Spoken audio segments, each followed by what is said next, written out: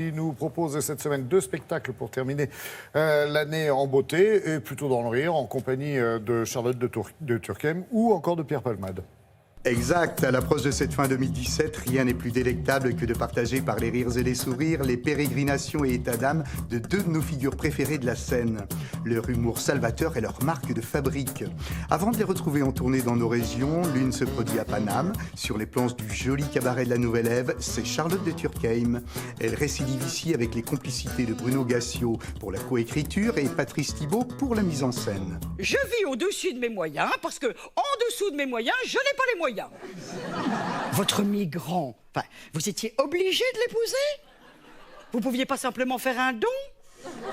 Je vais passer quelques jours chez ma maman, mais c'est 20 ans après, donc évidemment, les personnages ont évolué, il y a certains qui ont changé, d'autres sont là, d'autres sont plus là, et puis surtout sont confrontés à la vie, à la politique, à Macron, à ma vie. C'est à la fois complètement différent et avec les mêmes personnages. Mais comment fais-tu pour payer aussi peu d'impôts? Eh bien, je gagne peu d'argent. Mais quelle idée géniale! Oh! C'est un hommage à ma mère, et à travers ma mère, je crois que c'est un hommage à toutes les femmes qui se sont retrouvées dans cette situation, aristo ou pas aristo, c'est-à-dire seules à élever 4 gosses avec des problèmes de fric. Oh, c'est ravissant, c'est ravissant. Oh non, il n'y a pas à dire, hein. La misère, quand c'est bien fait, ça a de la gueule. Depuis que Macron est président, la poussière tombe joliment, voilà.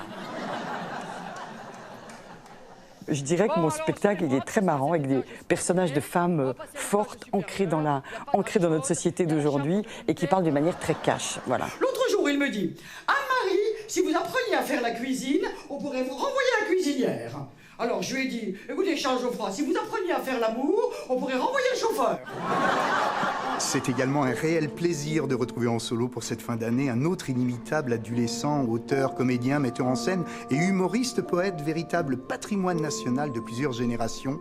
Je veux parler bien évidemment de Monsieur Pierre Palmade. Sur la scène du Théâtre du Rond-Point, il nous présente son tout nouveau spectacle dont le titre parle de lui-même, c'est Aimez-moi. Benjamin Guillard le met en scène. On peut dire qu'il était une fois Pierre Palmade. Je préfère prévenir, je suis adorable, sauf quand je bois. Quand je bois, je suis comme tout le monde, je ne me maîtrise plus. Voilà, bonne soirée.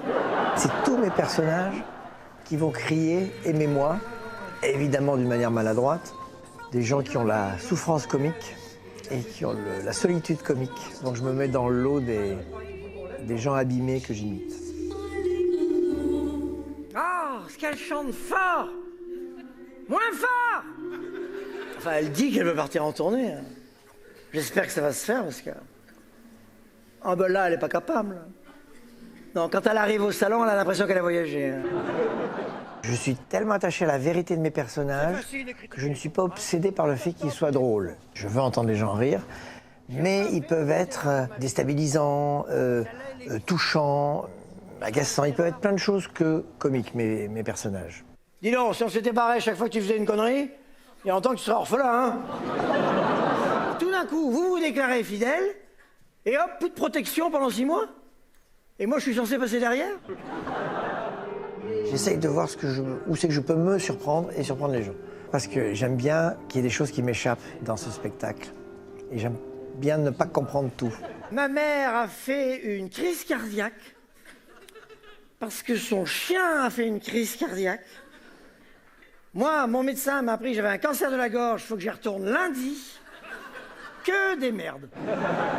Il est toujours appréciable de voir que même si le temps passe vite, trop vite, les spectateurs que nous sommes tous un jour ou l'autre restent souvent aussi attirés que séduits par celles et ceux qui les ont fait hurler de rire et leur apportent encore aujourd'hui détente, bien-être et insouciance.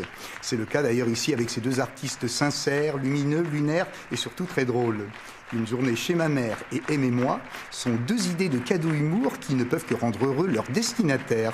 Voilà, bonne semaine à toutes et à tous et surtout ne soyez pas sages. À bientôt.